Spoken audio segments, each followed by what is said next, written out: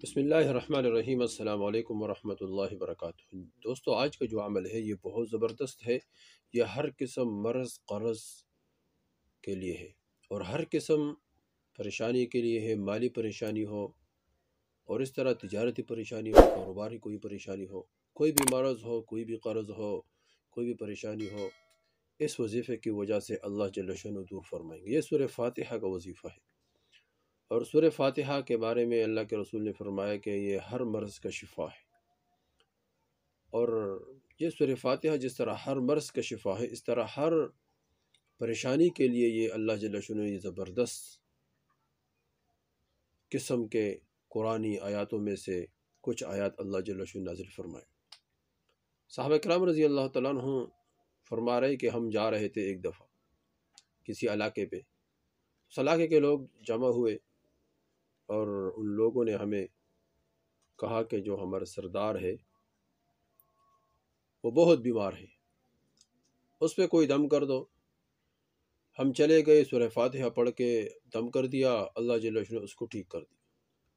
یہ سورہ فاتحہ اللہ جل شانہ، جو آدمی سورہ فاتحہ 7 مرتبہ پڑھتا ہے، پانی پر دم کرتا ہے، کسی بھی مریض کو پلائے، اللہ جل شانہ اس کے تمام امراض کو دور فرمائے، خود پیے، اللہ جل شانہ اس کے تمام مرض کو دور فرمائے۔ اس طرح جس طرح باطنی امراض کے لیے بھی یہ بہت مفید ہے، حسد، کینہ، بغض، اور اس طرح بد اخلاقی، بد مزاجی، بچہ بچی، خاون بیوی، کوئی بھی بد اخلاق ہو، اس کو 41 مرتبہ سورہ فاتحہ دم کر کے پانی پر اس کو پلائے، انشاءاللہ اللہ جل شانہ اس کے اخلاق کو اچھا کر دیں گے۔ تو اس طرح جس کے باطنی امراض کے لیے بھی یہ مفید ہے، اور اس طرح ظاہری امراض کے لیے بھی بہت مفید ہے۔ کوئی بھی مرض ہو، سر میں درد ہو، سورہ فاتحہ 7 مرتبہ پڑھ کے دم کر دیں، اللہ جل شانہ اس کے سر کے درد کو فوراً ٹھیک کرے گا۔ کہیں بھی درد ہو، جسم میں کہیں بھی درد ہو، اس جگہ پر ہاتھ رکھ کر سورہ فاتحہ پڑھے 7 مرتبہ، اول آخر درود شریف پڑھے، اللہ جل شانہ اس کو ٹھیک کر دے، کہیں بھی درد ہو۔ اور کوئی بھی مرض ہو، ڈاکٹر کہہ رہے کہ اس کا کوئی علاج نہیں ہے، تو ہے علاج یہ ہے کہ سورہ فاتحہ پڑھے، اللہ جل شانہ اس کی برکت سے تمام امراض کو دور فرمائے گی۔ تو اس طرح ایک خاص طریقہ ہے، ایک خاص انداز ہے، علماء سے اور اس طرح مشائخ سے اور بزرگ حضرات سے منقول ہے کہ جو اس انداز سے سورہ فاتحہ کو پڑھے گا تو اللہ جل شانہ اس کے ظاہری امراض کو بھی دور کرے گا، باطنی امراض کو بھی دور فرمائے گا، اور اللہ جل شانہ اس کے تمام حاجات کو بھی حاجات کو بھی پورے فرمائیں گے، اور اللہ جل شانہ اس کے تمام مشکلات کو بھی آسان فرمائیں گے۔ وہ مشکل کوئی بھی ہو، مالی مشکل ہو، اللہ جل شانہ اس وظیفے کی وجہ سے دور فرمائیں گے۔ وہ تجارتی مشکل ہو، اللہ دور فرمائیں گے۔ مالی مشکلات ہو، گھریلو پریشانی ہو، گھر میں کوئی بھی مشکل ہو، اس وظیفے کی برکت سے اللہ جل شانہ وہ دور فرمائیں گے۔